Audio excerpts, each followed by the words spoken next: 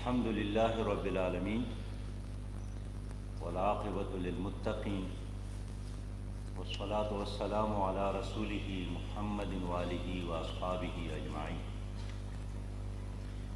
اللهم صل على محمد وعلى آل محمد كما صليت على إبراهيم وعلى آل إبراهيم إنك حميد مجيد. قابل احترام معزز ساتھی حضرات اور بہنوں، آپ کا شکریہ، آپ لوگ بر وقت حاضر ہیں. ملک میں اس وقت افراتفری ہے، ایک زبردست انتشار ہے. مرکزی حکومت اور صوبائی حکومتیں بجنگ ہے. پی ڈی ایم اور پی ٹی آئی کی لڑائیوں کی وجہ سے عام انسان پریشان ہے، اور اس وقت تقریباً سارا پاکستان جام ہے، ادارے ناکام ہیں، اور سیاست بن گلی میں داخل ہو گئی ہے. نہ صرف سیاست بن گلی میں ہے، پی ڈی ایم بھی بن گلی میں، پی ٹی آئی بھی بن گلی میں، اور ان دونوں کے سرپرست اسٹیبلشمنٹ بھی بن گلی میں، اور سب لوگ حیران پریشان ہیں. حال یہ ہے کہ پی ڈی ایم اور پی ٹی آئی کی لڑائی اب تو ہر کوئی جانتا ہے عوام کے لیے نہیں ہے، پاکستان کے لیے نہیں ہے.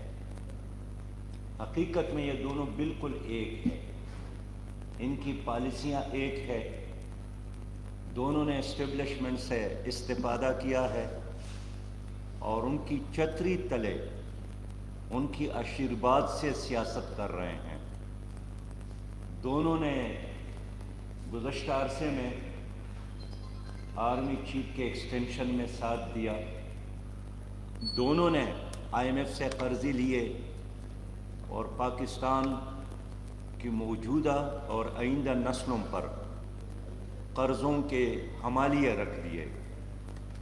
دونوں کی طرز حکمرانی بالکل ایک جیسے ہیں. دونوں نے عافیہ کو امریکہ کے حوالے کیا اور اس کے لانے کے لیے کوئی اقدام نہیں کیا. دونوں نے کشمیر پر خاموشی اختیار کی. دونوں نے توشہ خانے سے استفادہ کیا ہے. دونوں کے زمانے میں پیپلز پارٹی ہو، مسلم لیگ ہو، پی ٹی آئی ہو، اس کے زمانوں میں لوگ لاپتہ ہو گئے، اور اعلانات اور وعدوں کے باوجود بھی اس کی بازیابی کے لیے کچھ نہیں کیا. دونوں کی پالیسی اسی طرح ایک ہے کہ افغانستان آزاد بھی ہو گیا، نیٹو فوج وہاں سے چلی بھی گئی، افغانستان میں ایک آزاد حکومت بھی قائم ہو گئی، لیکن امریکہ نے چونکہ اجازت نہیں دی ہے تو پی ٹی آئی نے بھی اس کو تسلیم نہیں کیا، پی ڈی ایم نے اب تک اس کو تسلیم نہیں کیا. حال یہ ہے کہ یہاں اسلامی او آئی سی کا اجلاس بھی ہوا تھا. او آئی سی کے اجلاس میں بھی افغانستان کے لیے کچھ فنڈ کا اعلان تو ہو گیا، لیکن امریکہ کی اجازت کے بغیر انہوں نے تسلیم نہیں کیا اور یہ رسک نہیں لی. میں سمجھتا ہوں کہ دونوں نے ہمیشہ عوام کے ساتھ جھوٹے وعدے کیے، اپنے اعلانات پر، اپنے منشور پر کبھی بھی عمل نہیں کیا. آپ کو یاد ہوگا بلوچستان سب سے بڑا صوبہ ہے رقبے کے لحاظ سے، لیکن